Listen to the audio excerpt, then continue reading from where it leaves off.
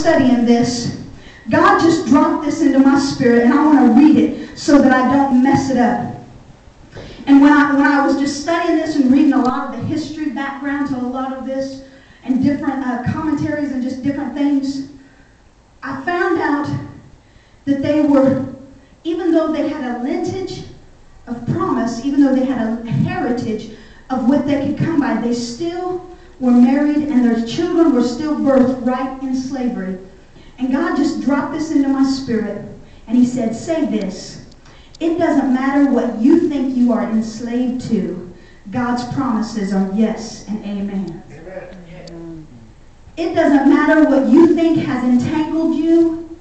It doesn't matter if you feel like you've been enslaved for years. It's never about that. But it's always about, are you going to believe and stand on God's promises? And God will do what he said he would do when we don't give up and stand upon his word and stand upon his promises. Go with me back to Exodus chapter 2. We're going to reread verse 2. We're going to stay right there, and you can just keep your Bibles open to Exodus chapter 2. Look what it says. We're going to dissect this just a little bit. So the woman, verse 2, so the woman, who is Jochebed, conceived and bore a son. And when she saw that he was a beautiful child, she hid him for 3 months. Now the word here for beautiful is the Hebrew word tobi. And it's translated into many words, and they are all correct. Some of the words, there was many translation into English words. I only have a few to give you an example of what I'm talking about.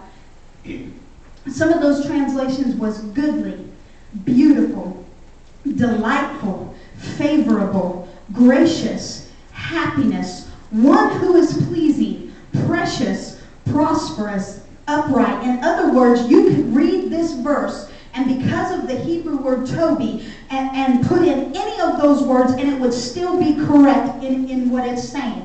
And when she saw that he was goodly, and when she saw that he was delightful, and when she saw that he was favorable, and when she saw he was gracious or happiness, and when she saw he was one who was going to be pleasing, they would all still be correct in the same content because of this word. Despite the condition, now get this, remember what I told you was the backdrop in chapter 1. Now she's in chapter 2, and she's birthing something in the midst when her best friend could have just lost her son. In the midst of Pharaoh now is asking her to help kill some of these children. Now she's standing with her heritage behind her. She understands that there is a chance that Pharaoh could snatch up her son, but she's in the condition that she's in, that everything is going on around her. It would have been easy for her to just give up and give in. But the Bible says that after she conceived and bore a son, she saw something that was favorable. She saw something that was pleasant. See, you and I got to start looking for the good and the favor of God instead of always looking at the emptiness and destruction. Because as long as we're focused on the negative and the destruction and the things that are going wrong in our life, we'll never see the promises of God. But the Bible says that despite all the chaos that's going on, she looks down in there and she sees something that's goodly and beautiful and favorable. Amen. See, you and I need to retrain our mind into seeing God's promises despite the conditions that we're living in. Despite the condition. Good word. She saw something. She didn't listen to the negative. She didn't focus on what the law was. She didn't focus on everything that was going wrong. She saw the tobi, or the beautiful, or the favorable, the anointed, the godly in that. Go with me to verse 5. Look what it says.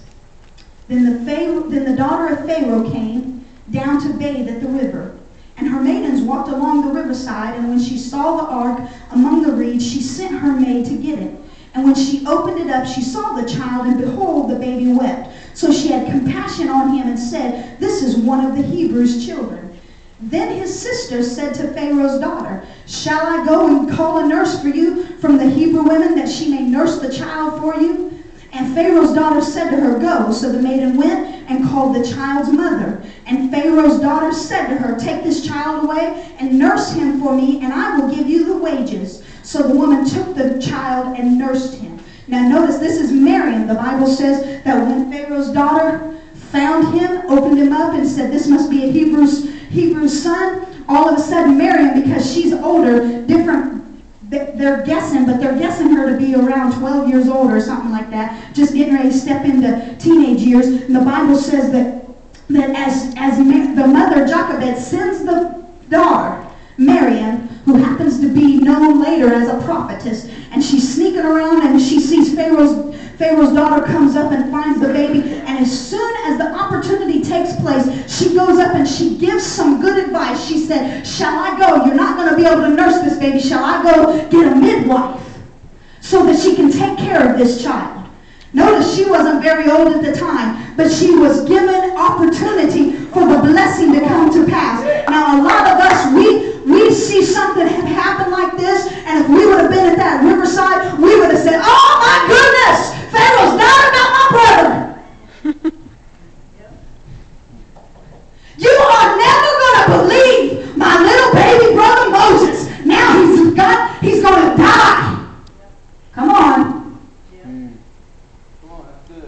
That person says, no, have faith in God. God's promise is going to come true. Don't want to hear that. You are never going to believe. Come on. This young woman had enough faith in God, and maybe she was just mouthy enough to let something click and say, you want me to go get a Hebrew nurse? So she says, I got an idea. Let me go get Mama. So she goes over, gets Jochebed, brings her to her, and all the time, Pharaoh's daughter is thinking, well, here, let me come up with this idea. If you nurse this child, the Bible says in verse 9, I believe it is, verse 9, take this child, nurse him for me, and I will give you your wages to do something that you was going to do in the first place. Come on now. Yes. Come on now. See, that's why we got to learn to lean on God. Sometimes our conditions isn't so good, but God is just setting us up in order that we don't have to supply the need. But he said, I'm going to bring the very people into your life that's trying to steal the vision